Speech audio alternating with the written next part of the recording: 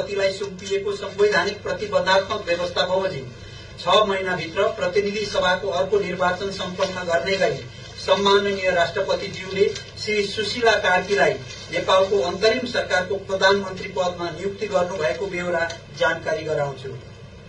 अब म नवनियुक्त सम्माननीय प्रधानमन्त्रीज्यूलाई सम्माननीय राष्ट्रपतिज्यू समक्ष पद तथा गोपनीयताको शपथ ग्रहण गरिदिन हुनका लागि हार्दिक अनुरोध गर्दछु।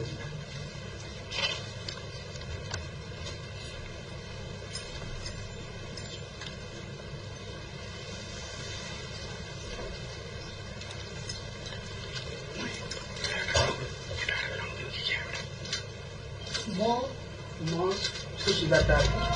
नेपालको सार्वभौम सत्ता र राजकीय सत्ता, नेपालको सर्वोच्च सत्ता र राजकीय सत्ता, नेपाली जनतामा निहित रहेको नेपालको संविधानप्रति पूर्ण वफादार रही सत्यनिष्ठापूर्वक प्रतिज्ञा गर्दै ईश्वरको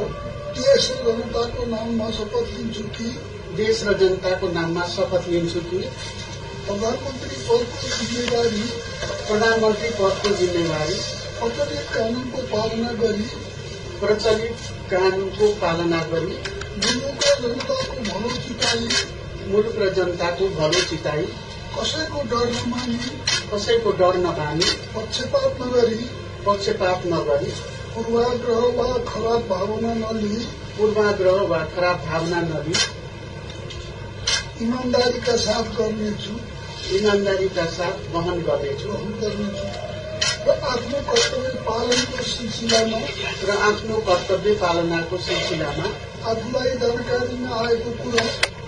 जानकारीमा आएको कुरा म पदमा बहाल रहँदा वा नरहँदा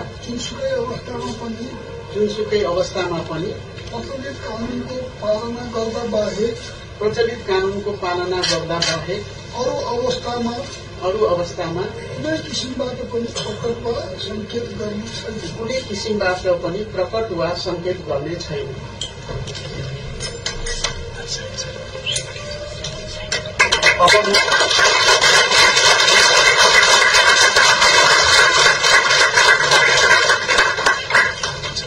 अब म नवनियुक्त प्रधानमन्त्रीज्यूलाई शपथ पत्रमा हस्ताक्षर गर्नका लागि सादर अनुरोध गर्दछु।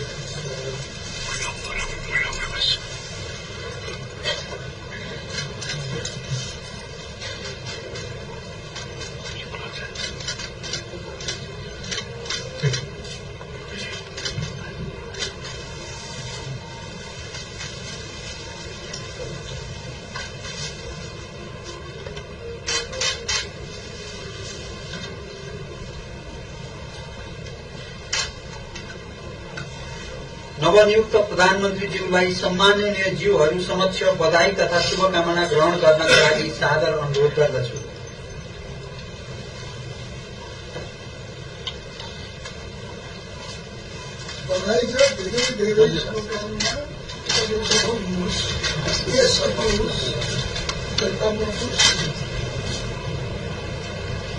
धेरै